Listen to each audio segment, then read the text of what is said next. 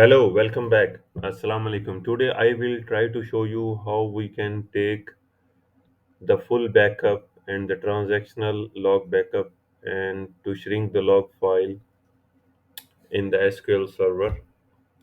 So definitely it will help to resolve low storage issues.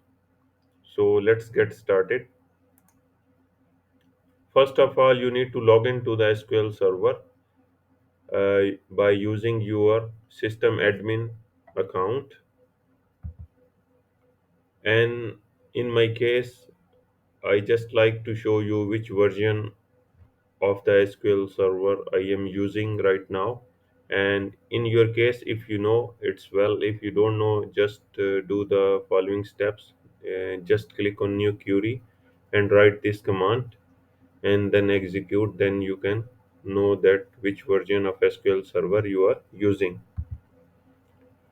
In my case, I would like to reduce the log file size of this database GIS V12 underscore fiber. And in order to do that, I have to follow three steps. First of all, I need to take the full backup of the database, and then the transactional log backup of the database, and at the end, I have to shrink the log file. So, first of all, we need to right click on the desired database and we need to select new query, and then we have to write this query backup database, and in the brackets we need to write the exact database name, and to disk is equal to n. Here we need to name the location where we have to save the backup file. In my case, I am using M drive of the SQL server, and this folder apps qlp02, which you can see here in the query, and backslash, and then you have to write the database name and underscore whatever you want. In my case, I just mentioned underscore full today's date dot bak, and then the rest of the query. And here in the name is equal to n comma database name GIS v12 underscore fiber, and the minus sign, you need to write full database backup, and then you need to close it, and then comma, and you need to write the rest of the query, and then you have to select it and press execute,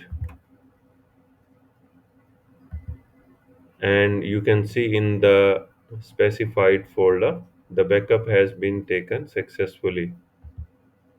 And we need to close this query window. If you want to save it, you can save, but in my case I don't want to save it. Now it's time to refresh the database. We need to right click on the database and click refresh,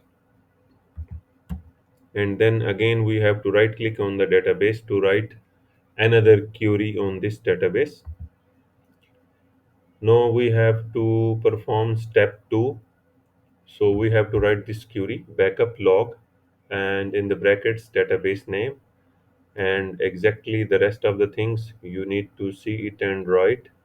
And here I have to mention underscore 1, because in order to shrink the log files we may need to take the transactional log backup second time. That's why I have mentioned here underscore 1. If I need second time, I will mention underscore 2. So you need to select this query and execute, and after having successfully execution of the query, you can see that in the specified folder the transactional log backup has been taken successfully. Again, we have to close this query. We need to refresh the database, and now it's time to do the last step to shrink the database log file. So we need to right click on the database, tasks, shrink, files, And the important thing here, we need to change the file type from data to log. By default, it will be data, but we need to change it to log, and then click OK. And you need to go to the again to the log file location which I have shown earlier. If you will see that the log file still remains same, means not shrinked, no difference in the file size, we need to repeat the transactional log backup step again. Means step number 2, we have to repeat it again. And here we have to mention underscore 2 this time. It means we are taking second time the transactional log backup. So again, we need to right click on the database, new query, and we have to write again the same transactional log backup query, but we need to change here underscore to select this query and execute.